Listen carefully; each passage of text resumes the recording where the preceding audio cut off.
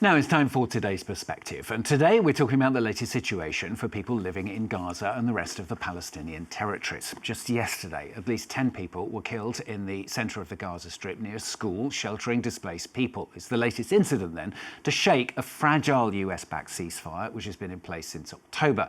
But as the world's attention has turned more towards the war in and surrounding Iran, well, millions of people have continued to need basic help just to survive in both Gaza and the occupied Palestinian territories of the West Bank, aid crucial to them as many have been displaced from their homes, of course. Well, joining me here on set is Elsa Softic, Deputy Chief Operations Officer at Première Urgence Internationale. Thanks very much for coming in and talking to us on the programme. I mean, this incident we were just showing images of, I mean, it shows, doesn't it, how fragile the ceasefire is and just how difficult it is for people to try to start reconstructing their lives? Yeah, I think we don't have the same definition of what is a ceasefire because since October we have registered a lot of Palestinians being killed by strikes, civilian infrastructures being targeted by strikes as well, as you mentioned just now. So it's very fragile. The situation for the Palestinians is still very, very catastrophic, to be honest, and the needs are completely dire. The winter was very hard on people, and we've seen the attention on Iran has also allowed Israel to gain more strength on the blocus of the humanitarian aid, and so the aid is not entering in the proportion that it should to cover the needs of this population. Yeah, as you said there, it's not just the threat of ongoing war, it's also that incredibly harsh winter. I mean, there was very severe flooding, wasn't there, across much of the Gaza? Yes, severe flooding, severe cold as well, and we have to remind that all the people are living in tents or in makeshift shelters, so it's like also very, very not covering from the external conditions, and not having access to water, to sanitation, to proper food.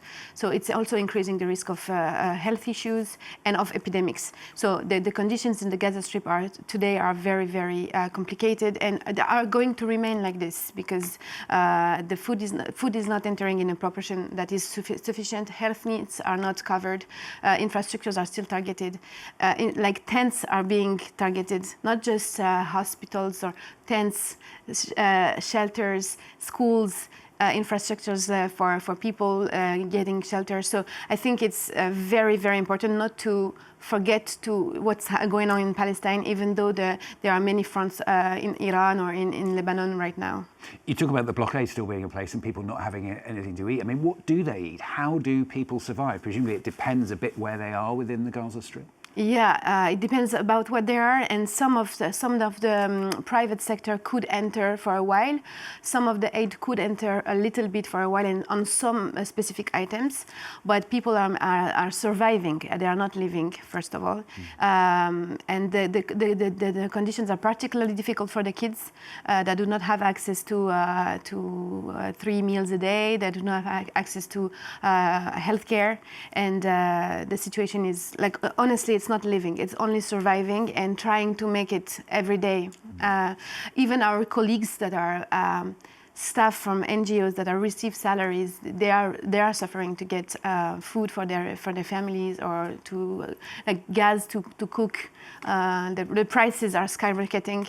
As you see, we are all having prices rising in the fuel. It's the same in Gaza, so even more. And what about what you're able to do? I mean, are you able to have any access to help people at all, yourself and obviously all the other charities and NGOs as well? Yeah, so as you know, we are under the registration decision from the Israel authorities. 19 NGOs, we are currently waiting for the approval or not of the Supreme Court, but currently we are still operating in Gaza and in the West Bank, and we are still having access to some of the people for health support and food and water support. The main needs that we see across the Gaza Strip is also a very dire mental health issues, and that we are able to not cover, but like at least to help a little bit. But we work in very difficult conditions. We are expecting every day if our trucks are going to enter or not. Some of our trucks have been stuck since February last year for shelter, for food, for drugs.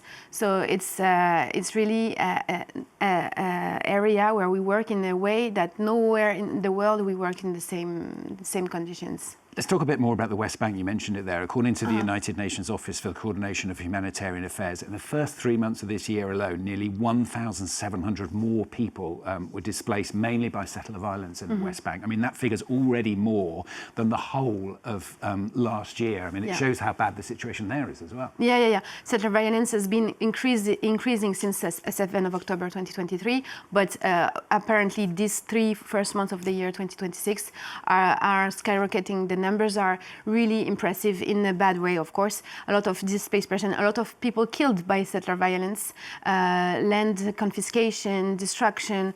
All the villages are completely closed from one another, like reducing the capacity of people to access their basic services like health, essentially health.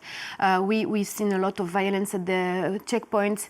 The aid is also criminalized and impeached to reach especially Area C villages. So the situation is really, really getting bad in the West Bank. We've been saying that for the past 2 years and a half, and I think now that no one can ignore what's going on. The numbers are terrible, but behind every number in Gaza and in West Bank, there is someone, who has a family, who has a story, who has hope, who has a lot of things to live for.